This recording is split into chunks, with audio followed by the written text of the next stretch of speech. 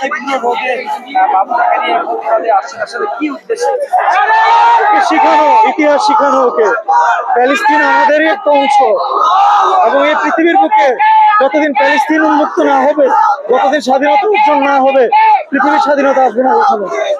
এবং আমাদের এই শিশুদেরকে শিক্ষা দিতে হবে যে প্যালেস্তিন এবং আমাদের সম্পর্ক কি।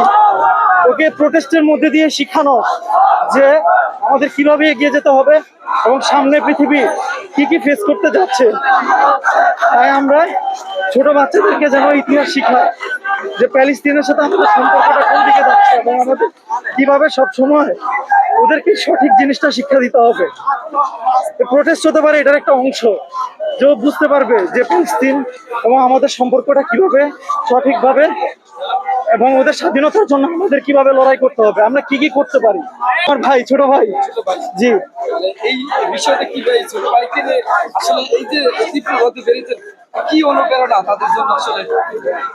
শোনেন, আমাদের যত কিছু ওয়েদার এগুলো যত দুঃখই হোক না কেন, আমাদের রাইটসের জন্য আমাদের ফাইট করতে হবে। এবং মুসলিম বিশ্বে প্যালেস্তিনের অবস্থান বর্তমানে কোন জায়গায় আছে, এটা যদি আমরা ওদেরকে রুক্ষ সময়ের মধ্যে শিক্ষা না দেই, ভবিষ্যতে যে ওদের জন্য ইতিহাস জানাটা খুবই কঠিন হয়ে যাবে। এবং বর্তমানে পড়ালেখার যে অবস্থা এবং ইন্টারনেটের মধ্যে দিয়ে যে উচিত শিক্ষাটা, তা দেখা যাচ্ছে বাচ্চাদের সামনে আসতেছে না। তো প্র্যাকটিক্যালি জীবনে আমাদের প্রত্যেকটা মুহূর্তে কিভাবে ওদেরকে নিয়ে আগাতে হবে, এই জিনিসগুলো ছোটখাটো স্টেপের মধ্যে দিয়ে ওদেরকে শিক্ষা দেওয়া যায়।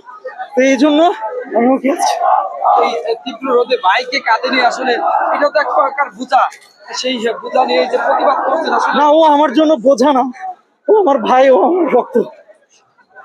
ওর প্রতি ভালোবাসা থেকে এটা করা। ভালো থাকবেন।